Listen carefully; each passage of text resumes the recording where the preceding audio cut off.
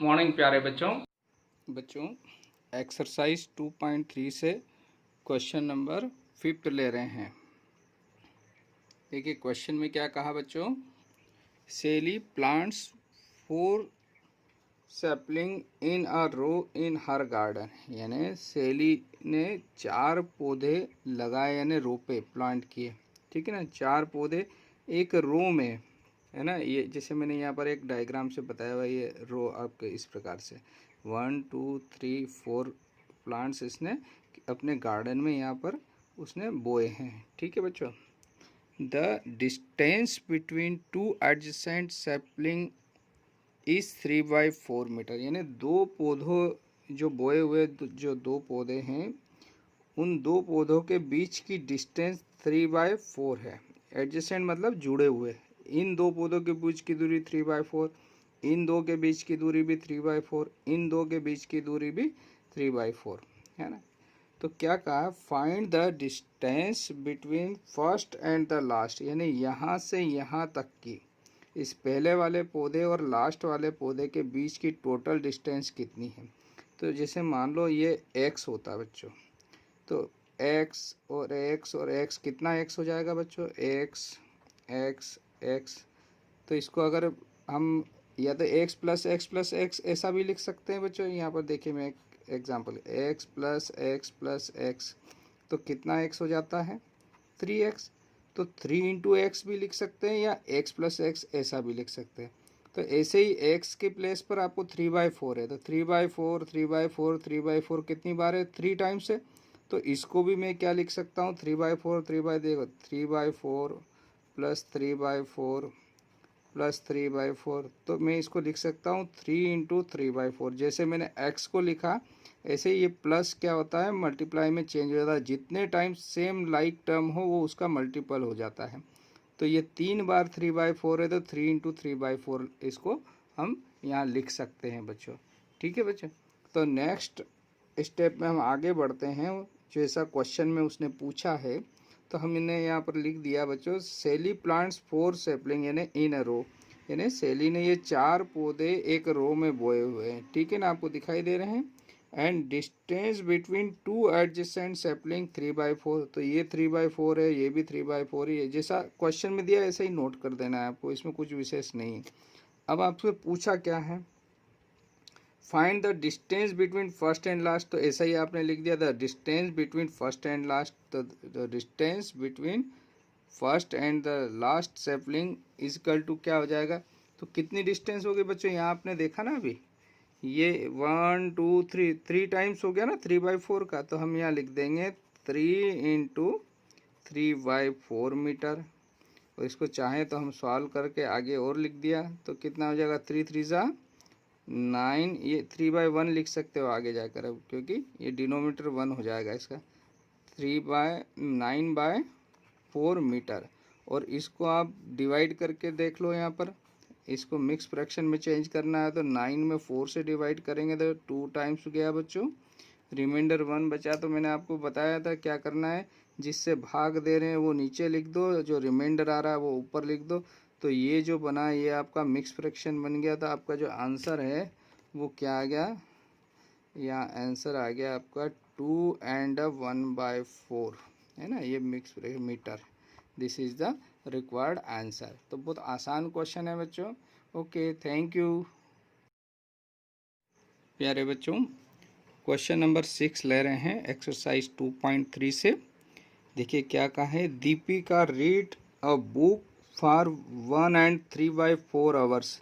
यानी एक बुक को वो कितने घंटे पढ़ती है, 1 and 3/4 एवरी डे। यानी प्रत्येक दिन इतने समय तक रोज पढ़ती है एक बुक को। She reads the entire books, entire मतलब पूरी किताब, संपूर्ण किताब, है ना, पूरी बुक। इज इन 6 डेज, यानी वो पूरी किताब 6 दिन में पढ़ लेती है। एक दिन में 1 and 3/4 आवर्स पढ़ती है, तो 6 दिन में पूरी किताब पढ़ लेगी। How many hours in all were required by her to read the books. यानी तो 6 दिन में कुल कितने घंटे वो किताब को पढ़ी, उसने कितने घंटे खर्च करे टोटल 6 दिनों में। तो एक दिन में कितना किया, 1 and 3/4 तो हमने यहाँ लिख लिया। Lipika read a book for 1 and 3/4 4 hours every day, यानी एक दिन में एक सही 3/4 घंटे वो पढ़ती है। ठीक है बच्चों। See read the entire books in 6 day, ये भी लिखा हुआ है यहाँ पर, 6 दिन तक पढ़ती है। तो एक दिन में कितना पढ़ती है? इतना। तो 2 दिन में इसका डबल, 3 दिन में इसका 3 गुना, तो 6 दिन में इसका 6 गुना।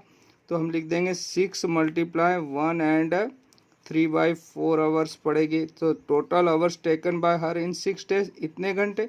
तो इसको अभी फ्रैक्शन को चेंज कर लेते हैं बच्चों।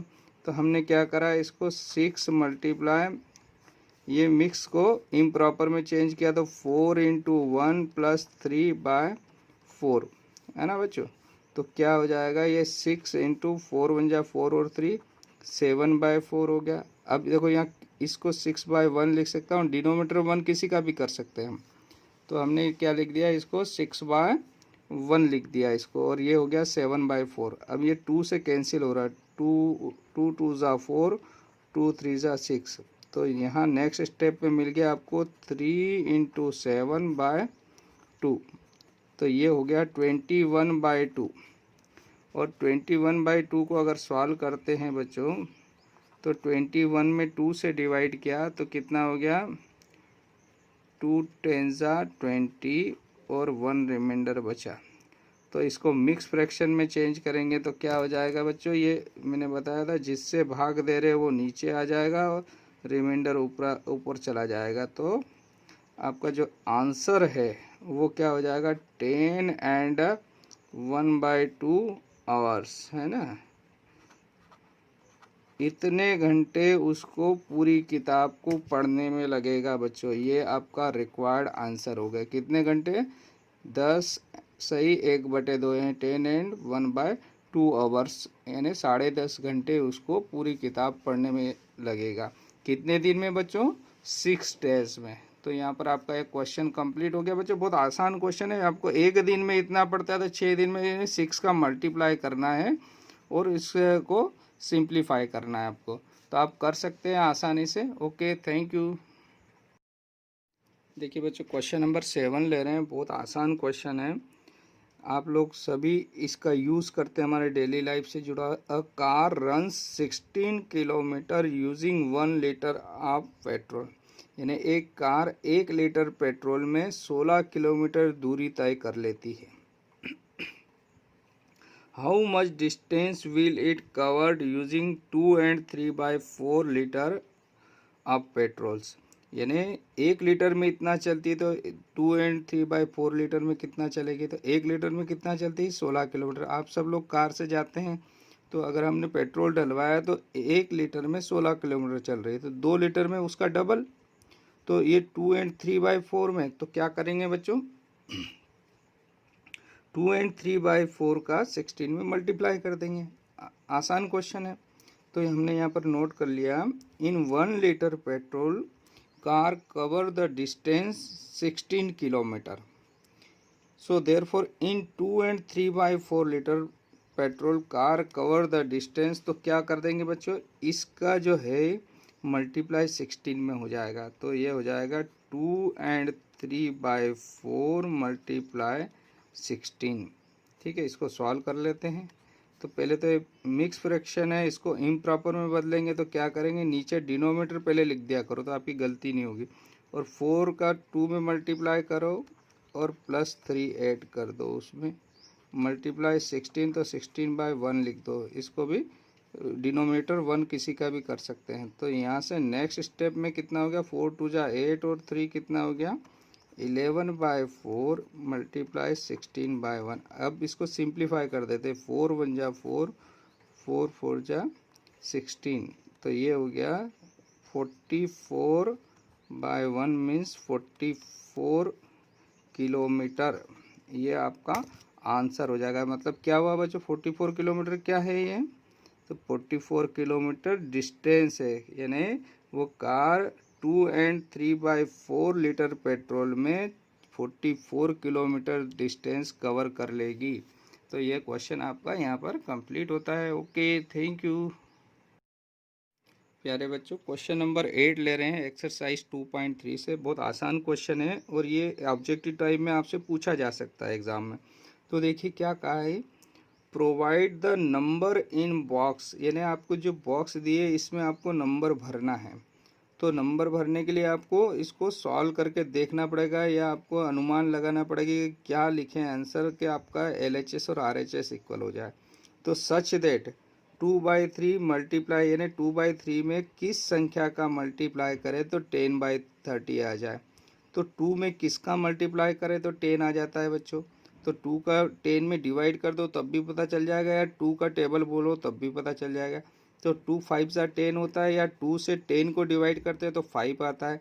इसका मतलब आपको बॉक्स में यहाँ पर 5 आएगा, ऊपर 2 में 5 का मल्टीप्लाई करेंगे तो 10 आ जाएगा।